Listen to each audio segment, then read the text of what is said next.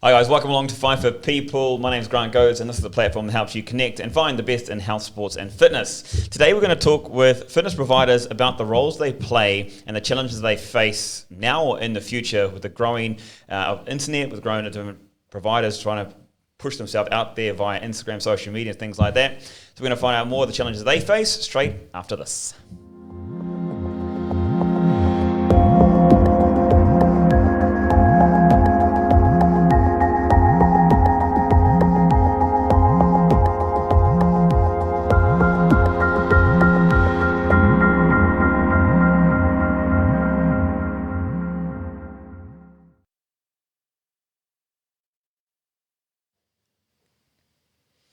Hey guys, welcome back to Five for People. We're here to talk about fitness providers, and let's introduce the fitness providers we've got here from the UAE.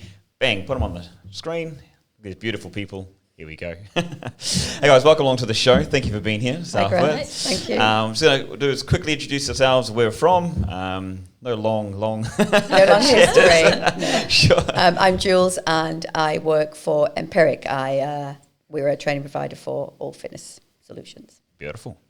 My name is Keith. I work for Life Education and we are primarily, in fact, solely focused on CPD and continuing professional development online courses. Brilliant. And I'm Gemma and I'm owner of IQ Lifestyle, so we deliver fitness courses and CPDs. Cool, awesome. Okay, so we want to talk about fitness providers. Let's go past, present, future. Look at the side. So when was it that really, do we know when fitness providers, education providers became solidified in this region? When did that who were the first ones to come in here? Do we know? I'm going to say 10 years ago, 15 years ago? No, I think probably from a solid point of view, I would say sort of 10 years ago was sort of the first beginnings of people understanding that there needed to be some sort of level of education before somebody was unleashed to be able to train people. Yeah. Because it just used to be, oh, you've got muscles. Yeah, great, you must be great at what you do. Please personal train me. 100%. Yeah. I suppose as the country develops too, you need to standards rise and evolution happens where understanding, people understand better. They get more knowledge and they understand that actually you need to be going with people that understand how the body functions, what it does, and the effect of exercise on it. Totally. Here's a question. So when did you fellas individually decide, okay, we're going to jump into this space, this training education provider space? In the UAE specifically? Yep. Well, actually, mine was around 4 years ago. Okay. Because I was working for another company which actually closed, and I had a at the time, so it made sense to come across, although it wasn't our primary focus at the beginning. Mainly we were focusing on actually group exercise and personal training. Okay. But because of the demand, we ended up mainly doing training. Yeah.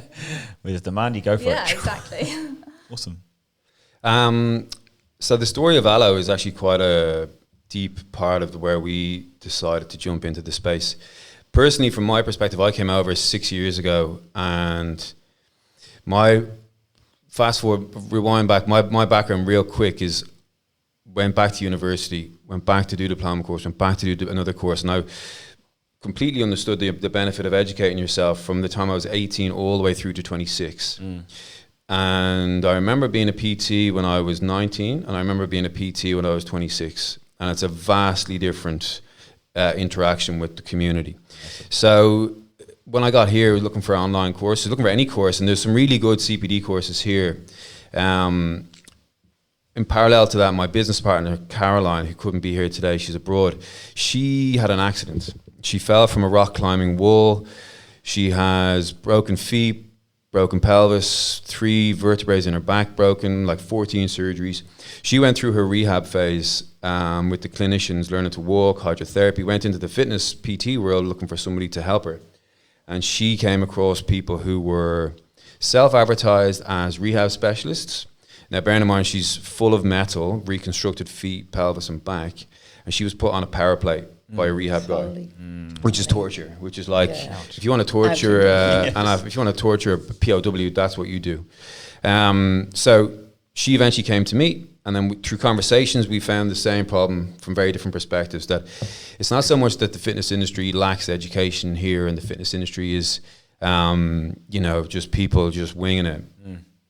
There's just a difficulty in accessibility here because we're the region we're in. The population density is not so big that in the UK, in the US, in Australia, there's long established fitness industries where people have risen to the top over years and years of coaching and self-education and are given back down to the community in that region. UAE lacks that just from a density and a age perspective. So we took upon the opportunity to create this website to collaborate with these people in different parts of the world, host the CPD courses on our site, and then give access to people, not just in the UAE, but in other remote cities around the world who are just crying out for education. So that's the long story as to how we jumped in. Awesome. Very cool. Very cool. Fantastic. Yeah, I think Empiric were established in the UK, and Cara, the owner and director, came here, was in and out of the UAE on a regular basis, and then decided that actually, fundamentally, exactly what Keith said, that accessibility to those courses and those experts wasn't there, and she wanted to be able to provide that for the region. Yeah. What are the changes we've seen over the last, let's say, 5-6 years with education? To start with, obviously, you saw there's a niche in the market. You guys have taken that's gone into that space, and what have you noticed from what the expectation was to what the reality is? You know what I mean? From a training provider's perspective. Yeah, from a perspective, like you're going in there going like, yeah, great, these guys need education. Has there been the response in the last, say, 6 years? Like, is it like, yes, we've got our education provider, yep, cool. Is everyone rushing in there, or are people still running away? And like, I think from a CPD perspective, like we knew it would be tough because, as we spoke briefly beforehand, like do people really value their education, and do they understand the real life benefit of, like, if you know something that can help one person, you might change that one person's life, but from a kind of an altruistic and ethical perspective, you might help that person. But from a business perspective, you might help that person might stay with you for 2 years. So it's 2 years of business that you've got from one course. Now, we knew that it would be difficult because people, when they come into the industry, it's so difficult to be a PT in the world and your budget is on the point, it's up and down, the money you make, your incomings, outgoings. We knew as we spoke, do they really value it? And we knew it would be tough, but people are buying. And I think what we've noticed is it's the same people that are coming back. So it's the same people that are, okay, and for that, I really admire that, because I really believe that they're the ones, not now, but in 4, 5, 6 years, when they accumulate and they put that experience, they put that knowledge into the experience in the industry, and they get to reap the rewards. It's definitely tough, but I think there's a few people out there that are really on the ball. Yeah, totally. There's an idealistic world and there's a realistic world when it comes to education, and with social media being so dominant and what people are involved in, I mean, now these days, how many hours do people spend on their phone? And with Instagram, Facebook, now TikTok coming into people's lives like in a big way, everyone becomes an educator, or everyone thinks they become an educator, whether they do it as a PT, putting small bits of education on there just to get more awareness or create their own thing. Is that detrimental to the industry or positive for the industry? That's a double-edged sword right there, Grant. I think... You're welcome. Yeah, appreciate it. Did I say I need to lead right now? For me, I think there's a huge amount of detriment for that, because people that don't know are trusting these guys with their bodies, and they're trusting them to be able to help them. And you're talking about clients, take them through. Right? Yeah, clients are coming through, and they must know, because if they're on Instagram and look at how they look at their posts, it doesn't necessarily mean that they understand how the body operates. There are some great people that advertise through Instagram and can show great results and do have the education and the knowledge that it takes. However, I think those are very few and far between in terms of a real capable PT that could be successful in an arena where, when somebody comes to them with some real problems, can I help them? Yeah, totally. So I think it can be both detrimental and also in terms of being able to just find somebody and have somebody that's inspirational and somebody that, then it's great, because I look at this guy and that's what I want. And if it's online coaching I want, then isn't that easier than a one-to-one coaching piece? So, like I said, a double-edged sword, I think. Yeah, totally.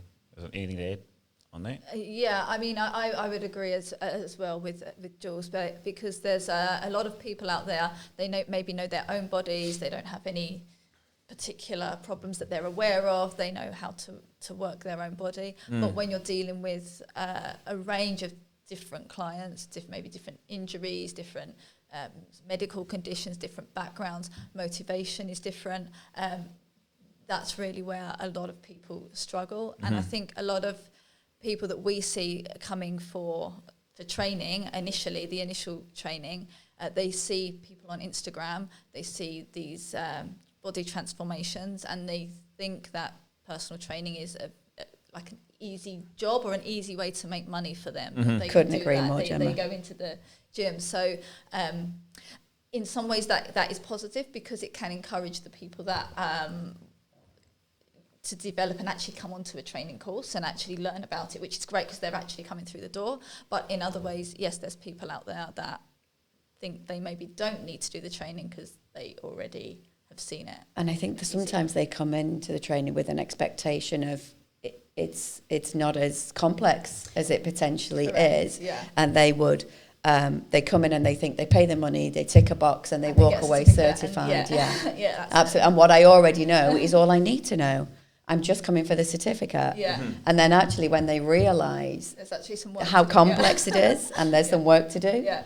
then that's when, you know. You find the people that are going to succeed and the ones which are just going to... Absolutely. I mean, straight out. I'm sure It's you a really know good that- point to bring up, because there is this, and I don't know if it's idealistic or realistic. When we talk about the better educated you are, the more you're going to stand out. Yet social media is showing us that that's not the case at all.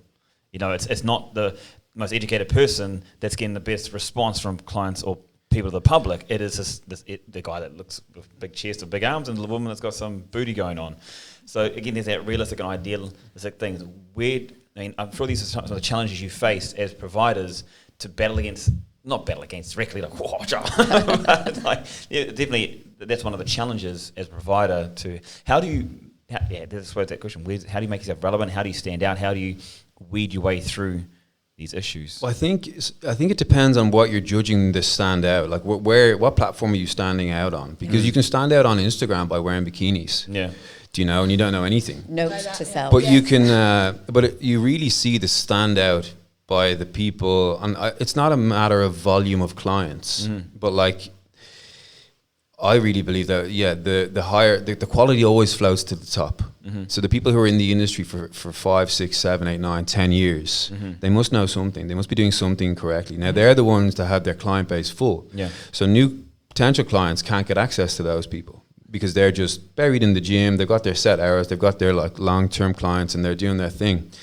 I think you have to really figure out what it is you value in somebody that you aspire to be or work with. If you're looking at the person with 300,000 followers, you need to check yourself pretty quick, because that's not based on their ability to help you. That's based on their consistency with their posts, how they look in the posts, maybe their charisma on camera, which is something that often you see the best people in the industry don't have that. Yeah. Like the best people in the industry are 15 years in. They were busy before Instagram. Now they've got their clinic, or they've got their gym, or they're in a management position. They don't have the time, they don't have the focus, they don't have the desire to be online. Or the need. Yeah, well, I believe the need is there, because I think they have to compete with these 300,000 bikini pictures, do you know? Yeah. Because that's where everyone's attention is at the moment, whether we like it or not, as like, oh, I would never do that. Well, as old and grey as I'm getting, I need to be on social media, because that's where everybody's focused. And Grant, if you tell me about a cool PT that you know, that you've just come in contact with, me and you are going to go straight to their Instagram. It's the CV, it's the portfolio. And the best people with the knowledge in the education world probably aren't the most aesthetic online. No, totally. I agree. And there's also that with the people that are following, okay, there's a group of people that are following those ones that have got the 300,000 followers. There's other ones that are following the quality trainers, or the ones that explain the information better. And I've noticed that with providers or people that have quality education that are on Instagram and on TikTok, Facebook, and all this kind of thing, that they've had to adjust their way, or their approach. They can't be just on their serious looking and going blah, blah, blah, blah, blah. They've had to be a bit more funny. They've had to be quick. They've had to look outside their own realms to go like, what can I do that's actually going to connect with the, I don't want to say you're stupid people. Let's just be honest. No, but it's exactly what Keith just said, that they're not necessarily the most charismatic. They will be your experts and they will be quality, but are they most charismatic? And yes, it is driving them to not be themselves, because what are people looking for? That they're looking for that connect, even though when I get speaking to that person, the connect will be there from a client perspective, because they care about me. They have my best interest at heart. They want me to succeed. They're going to help me progress. They understand me. That connect comes, but it only comes once I actually meet them. You know, and trying to give that over the Instagram. Did I nearly call it the Instagram? Like the Facebook. Wow, this is like the internship. You know, trying to get that over Instagram, that's really difficult. And I think as training providers, I know definitely Keith will, because you're an online platform, but, you know, we've had to change the way we look on Instagram and change kind of our format and, you know, the messages that we put out there. You can't just say, here's a training course and we're great. You've got to try and connect with people on a completely different level. And you know, we that's fundamentally what we do. Twice a day we're posting, there's different questions, we try and interact with people, we're getting them to vote, we're asking, you know, questions that experts want to know, or having people understand, I don't actually know that. Why should I know more? It's thought-provoking. Guys, we're talking about fitness providers and the challenges they face within their roles. We're going to come back after a short break and talk about more, but if you have any comments, questions, make sure you chuck them in the comment section down below, or just simply share your thoughts and let us know what you think the role is and the challenges that they face within the industry. That and more straight after this.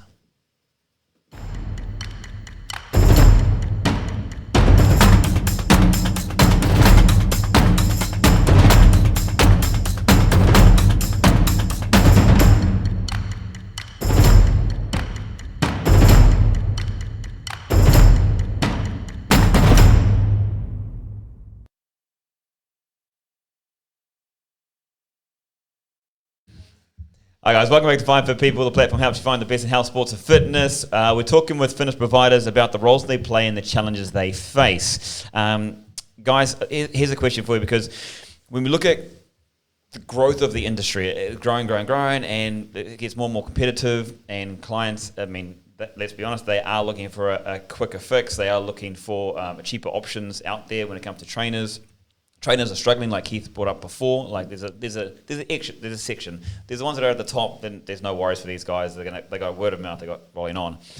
What's the impact that the clients are having on trainers that are not being as successful to be able to go and attend providing courses or to obtain information online? Do you see an impact there? Because if the trainer's not doing as well, I mean, the assumption is they're not a very good trainer. They probably shouldn't be training anyway. Is this the case, or what's the impact? I think that's a whole box of worms right there, right? I love worms. Let's just open up the box and have a look. Right there. So, because it's not just about the expertise.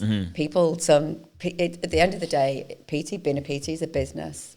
Totally. And you need to be able to sell that business. Put it on the table. And you need to be able to talk to people and connect with people. And if you can't do that, then it's pretty difficult. There's an 80% dropout in PT. After 2 years, people that have qualified, they drop out after 2 years. That's when the quality starts to rise to the top, when the people that are serious about being a PT and understand how that works, how when I get my CPDs, which are crucial in any industry, but having your CPDs on a regular basis, upskilling yourself on a regular basis to become that quality is great. But you also need those soft skills that sit in amongst being a PT, right? Communication, being able to connect with people, being able to talk and have a conversation that's positive, and being able to encourage and drive people. All of those, you know, emotional intelligence, knowing that a lot of people that are going through PT with you, a lot of clients, all of that is emotional, Grant. We all know that fitness sits on those planes of emotional, physical and mental. We can feed and help that physical piece all the way with all of this education, but all of the soft skills that sit around it and the capabilities to be able to, A, connect with somebody so they trust you enough to PT with you and then stay with you, is all the other stuff, the soft skills. I'm sure. So the question is then, what options are there out there for people to improve on that? Because obviously, where's the support for that side? I mean, is that something? I don't know. I don't know many courses or providers that offer that option. Say this is how you can deal with people. Not that you're trying to change characteristics or anything like that, but saying, look, you need to be more personable. You need to be able to adjust to different people, and you also need to accept that sometimes you can't help everybody, and sometimes just because it's a connection thing. Is there anything out there? Do you guys know of that? I mean, we cover in our personal training courses or group exercise, whichever the fundamentals is. We have like a whole day dedicated to that, where we often get people in from fitness industry managers, which will actually explain what it's like reality in working in gyms. But then apart from that, then we would, aside from the basic PT, customer service, CPD, sales. However, the number of people that choose to take that up is considerably smaller than the amount that will do personal training courses. The personal training course, or they maybe see it as they may see it as irrelevant until they get into too a late. job. Exactly. It's too late. Exactly. And then they have no time because they're working apparently, so they have no time to do these things or. So and then they become part of that 80% dropout. Yeah, exactly. So I think that there are opportunities out there. I just don't think necessarily everyone is looking for that. And as you said, everyone wants the quickest opportunity. So if they don't have to do it, they won't do it. Also, it varies on what you need, because like what we're talking about here is the emotional intelligence level, like the ability to communicate with your client on the personable level, but you can't be you can't be perfect at communicating with everybody. That's exactly right. So like my thing was rehab injury based. So I know how to talk to people about pain. I know how to talk to people about recovery. I know how to talk about that kind of thing. And that only came from like time in the game. You know, there is a little bit of during the lectures when you're learning the real world analogies that the lecturers give and stuff, but you only really learn how to deal with people when you start dealing with them. So eventually, on the other side, on the business development side, you're kind of advised to focus on a niche. So if you then focus on a niche from a business perspective, like to become a rehab guy or become a pre-postnatal person, I'm very much focused on this narrow thing. If I have, all of a sudden now, I've got a heavily overweight lady who's got a ton of personal life problems, I can't deal with that. So what do I do? Do I use my alpha male tough love approach, which works for the military guys that I used to work with, or do I go soft and squishy and get emotional and try and meet her for a coffee?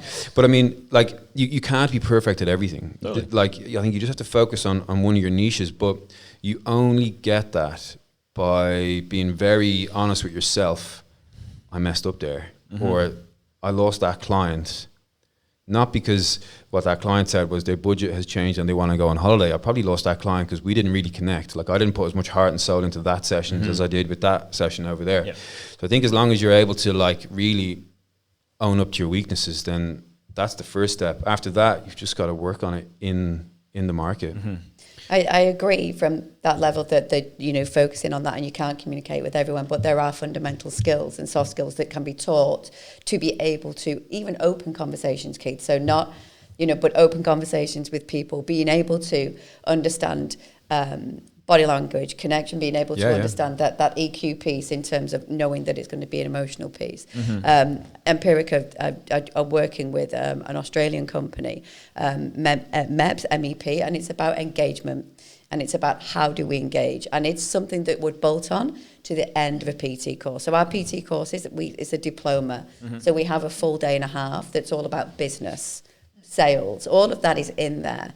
Is that enough? I mean, no. This is introduction, right? It still doesn't teach people how to run a business. So the MEPS, it's a 12-month program, and we support PTs through all of that learning, where you're going out there and they're able to then go and apply all of the soft skills that they're learning, along with all of that great theory stuff that they have, and that anatomy and physiology. So it's a program that works both ways. It can work on an individual where they can come and learn, and they're coached, and they have one expert that will coach them for 12 months in terms of, okay, what happened there? Did I connect as well? Why didn't you connect with them? Somebody that's asking those questions, so they start to ask themselves those questions. So they do become much more aware. So they do become much more communicative. So they have that capability to approach somebody and sell, because so many PTs fall away because they don't even have the fundamentals to start a conversation. Totally, 100%. So that's what Empiric is doing. We're delivering the member engagement program, individuals and to now gyms. I'm going to take us in that direction without the CPD points within other industries or within other careers, and people talk about continuous development. And what is the difference between going on a course and with the amount of information available or the experience? A lot of people talk about being experienced, being in the game for a while. The differences between just doing a workshop or a course that have CPD points, or just going out there and getting experience. Now, obviously, being a provider, you're like, do CPD point courses, workshop, jump on board. Do you see that still being something in, let's say, the next 10 to 20 years? Because in other industries, there isn't so many workshops to help you develop. Let's say if you're in the corporate world or accounting, there's conferences you go to and stuff like that. There's not as many workshops, or there is, but it's all at your own choice. Where in this industry, you have to, let's say, to stay relevant, you have to do CPD points. But with about access to information on the internet, how relevant does it become in the future? But I think the knowledge and the experience go hand in hand. You can't have one without the other. You need that knowledge. You need those CPDs. You need to be able to go and then apply that knowledge. So that's where your experience comes in. And that's exactly going back to what Keith said around, it's going out there, it's applying it, it's asking yourself those questions, what happened here? But I think knowledge and experience, one without the other. You can't go out there and apply knowledge and gain that experience without having the knowledge first. I completely agree. You need to take the knowledge about, or even the other way around, you would experience something like you have a pregnant lady which you've never had to train before, so then you decide you need to learn more about that.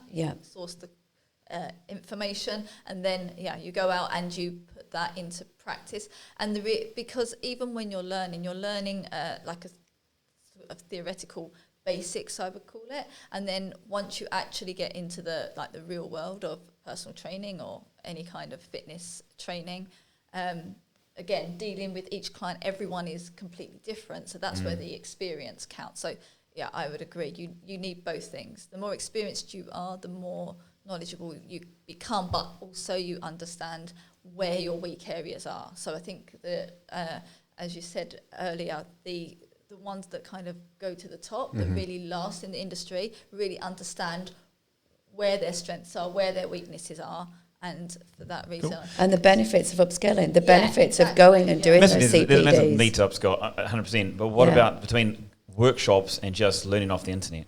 Well, I think it's all about the value systems that you have when you start off, because a lot of the time with the CPD system, for the fitness industry is a very young industry. Like, it's in relation to your medical industry and your law, where they have these codified practices where you need to get CPD points, you need to show you. That's well established. Like, that's part of it. And the public know that the solicitor or the accountant or the doctor that you're seeing is up to date, because that's been instilled in that industry for 50, 60, 70 years. However long it is, don't Google me on that. But fitness industry, these are brand new. So far, people have just rocked up to the industry. They've got their courses and off they've gone. And there's nobody enforced them. There's nobody told them, right? But then you got people who are like in the big gyms. They're made to do these CPD courses. So they bolt onto a course and they actually come out of that course going, I'm surprised I actually learned something. And then they take that, so they do a whole weekend, and a couple of hours. There's the really critical info for that one person, and it's a different couple of hours for the person sitting beside them.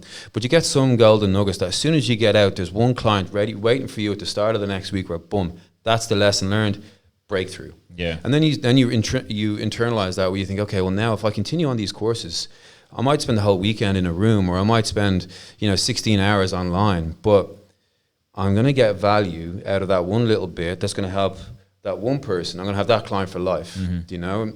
I think it's all about that. If you really value the education and implementing that, as opposed to being made do the CPD course. Okay, yeah. And for me to answer that question of, do I go into a face-to-face workshop or do I go online?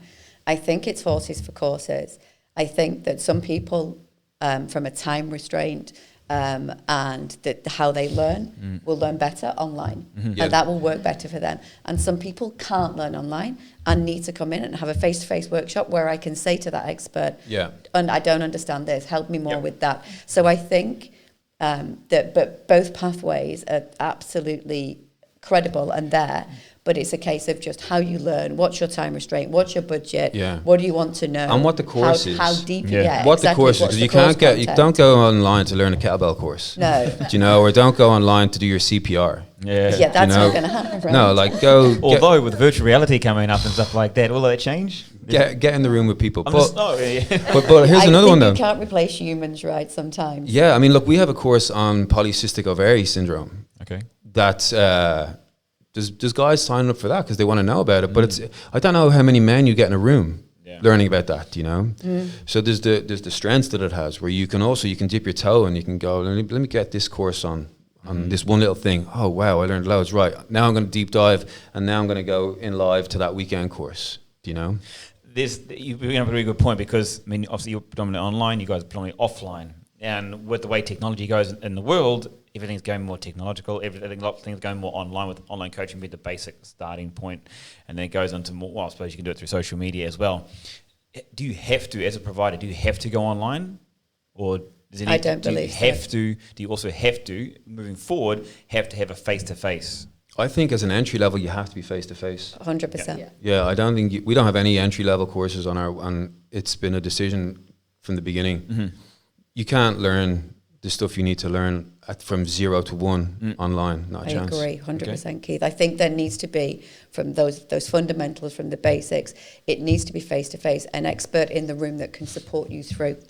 Somebody that can answer your questions and make you know the job. There's so many questions. Absolutely. Like right. I've been a guest lecturer on some courses, and wow, like you'll know this way more than me, but the questions you get asked is like, whoa, I see where you're 3 or 4 questions in. Oh, now I see where your brain is going. Okay, hold on, come back. Like, come all the way back. So you can make those adjustments, right? But I have to actually understand the person's question. So I have to ping questions back. And then, hold on. No, you're looking at it. It needs to be this way. Yeah, you know? and you can make those adjustments but online, you can't do that. Yeah. Well, right there and then, you can make those adjustments by asking those questions and understanding that the room understands Totally. how that looks going forward. So for me, face-to-face will always have a place exactly where Keith's saying at that fundamental stages, at the basics, at the principles, you know, where people are walking in. And in the fitness industry, a lot of people fall in love with fitness when they have their own stories.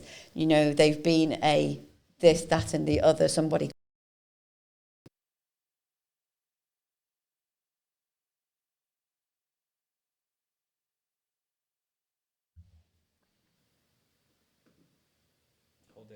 Yeah, not a problem. Where were we?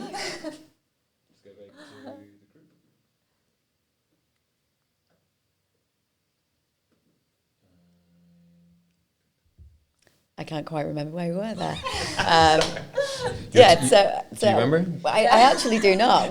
You were talking about like people in the corporate world might come in from their own experiences. They come in. So we say it's those people that have had no fitness experience other than their own story, their own transformation.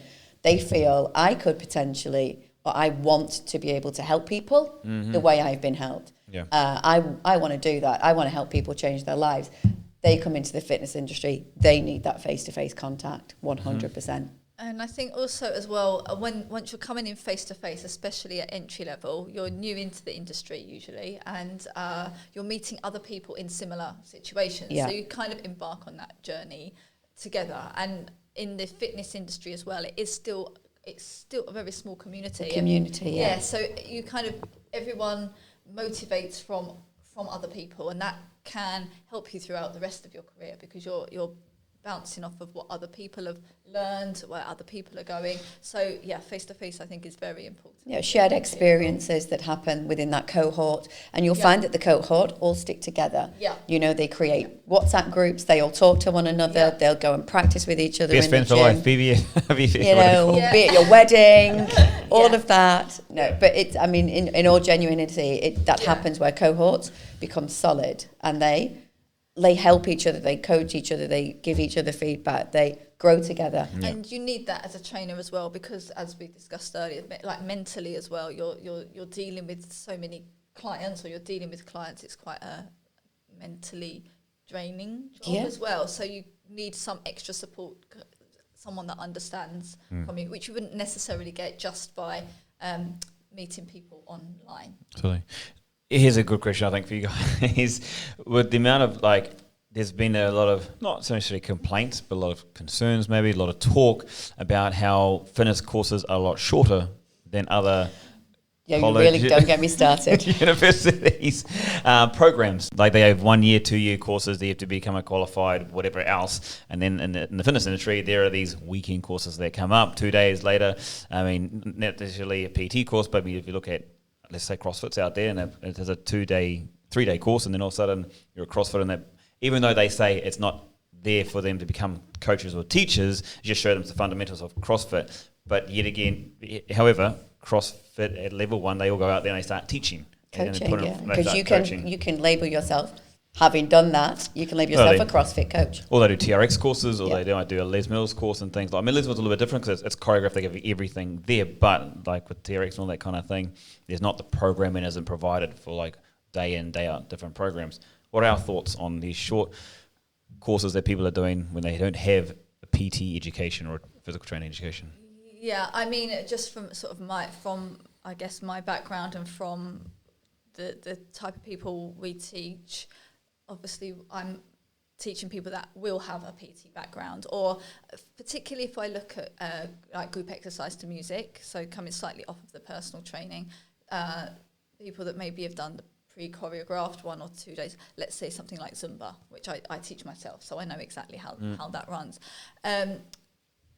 It is an extremely limited kind of skill set they're coming out with. Once they hit the entry level courses, which are naturally longer, there's more work involved, there's more exams involved, they really have to have that underpinning knowledge. I notice a vast difference with those kind of trainers that actually have that. So my thoughts, I can't comment too much on it because I really don't know what the CrossFit courses, for example, teach in those 2 days. But in my opinion, they do need a fundamental basics of anatomy and physiology, fundamental basics of how to program, and fundamental basics of how to exercise. Is 6 to 12 months long enough, though? Especially with the more education in the world, and you want the quality in the world, you want better training. That's what we want in an ideal world. But realistically, there's also people with time constraints, financial constraints as well. I mean, people are delivering PT level 3 courses in 6 days. How? Well, I think there's a difference just in the middle of that. I think there's a difference between doing a 6-day course to be a class instructor and 6-day course to be a one-on-one person. 100%. Like for a 6-day course to be a class instructor, your interaction with the human is going to be limited, and it's you and the client coming into the class must understand that you're not going to get one-on-one attention. So what I'm trying to say is the person in the class isn't going to get the highest level of coaching from the coach, because it's a class, there's a ton of people. But in a PT world, it's very different. Absolutely, and I agree with Gemma. I think there needs to be, even for that, if I do a weekend course somewhere, I still think there needs to be a prerequisite of understanding basics of anatomy and physiology, movement, coaching, cueing, techniques, all of that type of stuff. But you're absolutely right. So can I go and do a weekend course and teach whatever group exercise? Yeah. But let me go and do a gel course first. So a group exercise leaders course, whatever it might be. But from a PT perspective, the level or the amount of days that is set is just ludicrous. You need to be able to do at least 12 days just to cover what needs to be covered, let alone then case studies and everything that's followed up How from long it. is your course? So we deliver 12 days plus then a 12-week case study after. Yeah. So what about the side of it being that obviously there's one point is the education for the person who's taking the course, but then there's also the side there's a business side of it as well. I mean, as a business, Absolutely. if you don't have people on your courses and you don't have people coming through, I mean, if you got a 1 year course, I mean, you start to think that okay, the price of this course goes from 7,000 dirhams to 40,000 dirhams, which limits the amount of people that come on to your courses, right? Mm-hmm. So from the business side of things, I imagine there's a sway or there's a battle you've got to fight with because there's more competitors coming into the market, and you have to make yourself. As a business, there's two different viewpoints. You know what I mean? There's idealistic what we want to be able to do, and say ideally we'd have people full time for 6 months in our courses, like that, right? I think So for us, yes, that is a big challenge because especially in the UAE, particularly, we are delivering the same courses that we would deliver in the UK or in Europe, but just the way it is here, people usually have 1 day a week off of work, so they can only commit usually 1 day a week, or they only want to commit. So as the minimum rep standards, as you said, is 6 days. To get people to come to 6 days, that in itself is a massive struggle for us. So the way we had to, which we kind of changed in the last couple of years, is to make the dates more in a more flexible way, so that they go on a rotational basis. We have small groups of people, eight maximum, on a rotational basis, sometimes weekends, evenings, and so forth. And we give 6 months, I do think is more than enough for a PT basic entry level if you have the experience on top. So, I mean, here as well, we've got people coming from who are already working in gyms or have experience. So that's kind of one group of people that have some experience but don't have certification. Then you have the people that have zero experience that need to train up. So for those guys, they would still have to do minimum 6 days because that's requirement, but usually they will do a lot more than the 6 days and take the full 6 months to do that. And the other challenge I think with that is in terms of getting work, because unlike the UK where we have like apprenticeship schemes and these kind of things, we have here you don't normally get employed into a job unless you firstly have the certificate. So you have no experience, you need the certificate to kind of get the experience. That's always a big challenge as well. That's again something I think some training providers are trying to overcome by trying to find a way for our students to have access to real life clients without having to set up their own business, because there's all the visas and stuff. That's what we've just done with a local couple of providers, where now there will be a delivery plus a 12-day mentorship program that runs alongside, where they'll get workshops from experts in different pieces, so everywhere from whether it's physiology or whether it's anatomy or whether it's just getting out there and shadowing on the gym floor, business perspective, soft skills. They'll have 12 days. So the program, they'll get all of their theory plus 12 days on a gym floor and access to that gym to go in and practice with a PT whenever they want to do it. So they can go in and start to physically apply that practice. And that we have just made that partnership. And that's what we're offering this year, because there needs to be, and a mentorship program is absolutely the best way to do it. So everything that they learn from a theoretical perspective then goes into a practical perspective. So all of the 12-day mentorship program is all practical. And then on top we have the engagement program. So we're trying to really upskill and put new PTs into the market with some armour, I guess. That's really cool. Okay, and we've only got a few minutes left, unfortunately. I'd like to keep going, but just kind of finish off with, on that side of things, why is it so different here in the UAE to other parts of the world? I just think it's the way that the UAE set up is in terms of employment. In fitness specifically, the UK European market that I know of is further advanced ahead, I would say, than here. What do you mean by further advanced? We've kind of, what's happening now has already been around for some time in the UK. So we just, as we said, the sort of standards that kind of came in place are only kind of fairly new here. Whereas in the UK, we have had some fitness standards for a longer time. 15, 20 years. Exactly. Yeah, And, more and also, you know, in the UK, very few people are employed in, like, getting paid to work as personal trainers. Most are self-employed. The biggest gyms, they all run on what used to be called 0-hour contracts. They basically, you have to find your own clients. So it works in a very different way than here. And we have things like government funding, government support in those countries. Whereas here in the UAE,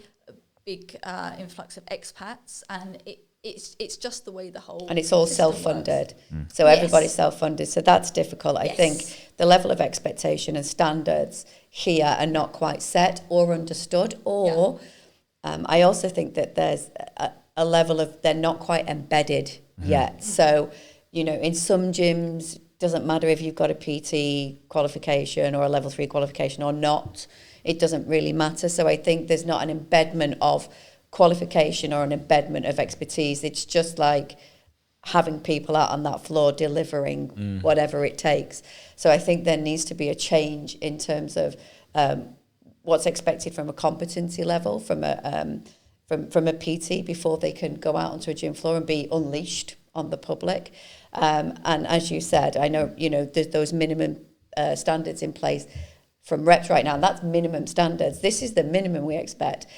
The reality is that's not enough, and there needs to be more to put people out, for people to be able to be successful PTs. Whose responsibility is it? In the UAE. To do what? The standards, make sure standards are reached. Well, I think for it's me, who do you think? I think the providers to ensure that they're delivering those standards. Yeah, I think the accessibility needs to be there, but I also think it's down to the trainers. They need to value it. There's two things. The city is really new. The city is a young city, so everything is developing years behind everywhere else.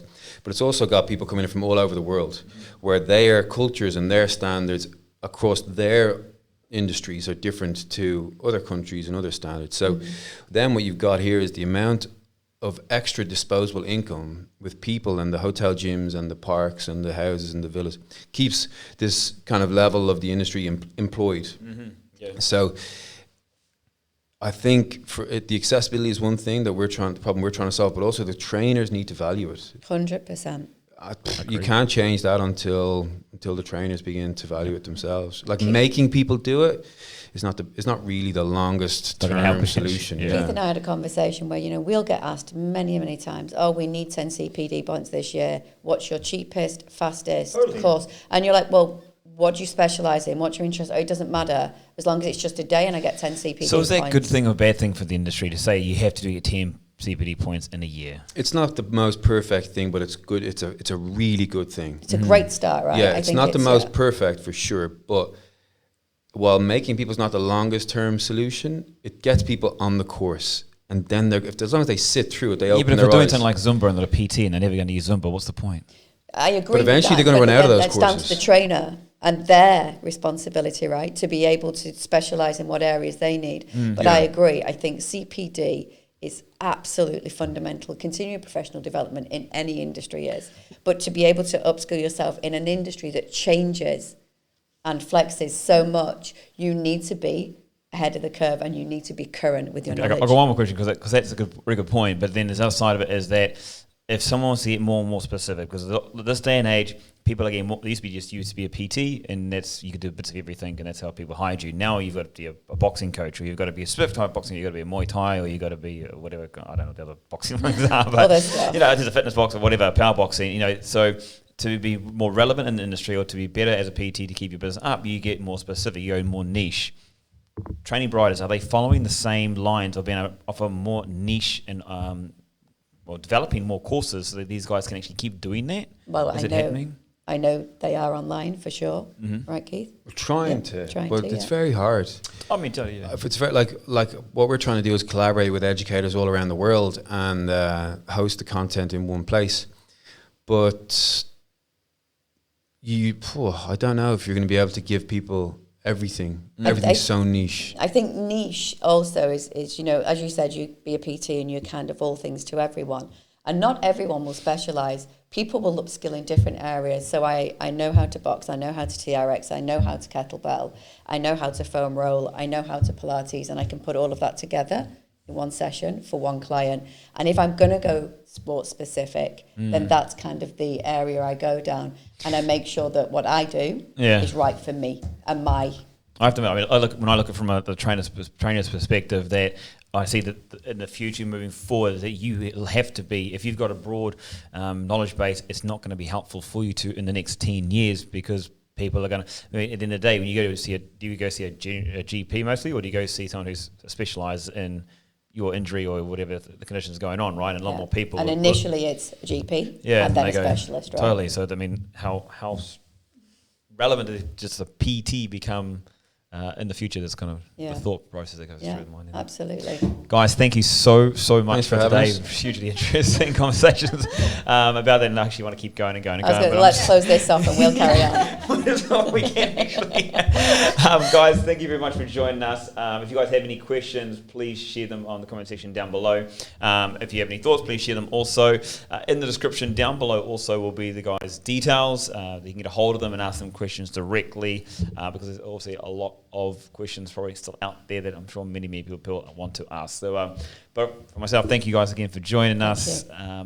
If you have any topics you'd like us to discuss any further in the future, let us know, drop us a line. Otherwise, 10:30 daily, every weekday, Sunday through to Thursday, we're discussing different points of health, sports and fitness. So stay in touch. Download the Fine for People app, now available iOS and Google Play, and we will see you next time on the Fine for People show. See you later. We've all been there, hours searching the internet, asking friend upon friend, making call after call, trying to find the right fitness professional, health specialist, or sports coach. So much time, energy, and even money spent only to find more problems than solutions. Well, now, with the Find Fit People platform, you can find all the available professionals with the skills you need in an instant. We've removed all the barriers by establishing a community of many different skilled health specialists, sports coaches, and fitness professionals that are alerted immediately once you posted your request. In under 30 seconds, you can attract multiple professionals with the right skills to help you achieve the result you want. It's simple, fast, and free. Find us online at www.findfitpeople.com or download the Find Fit People app from Apple or Google Play stores so you can find fit people today.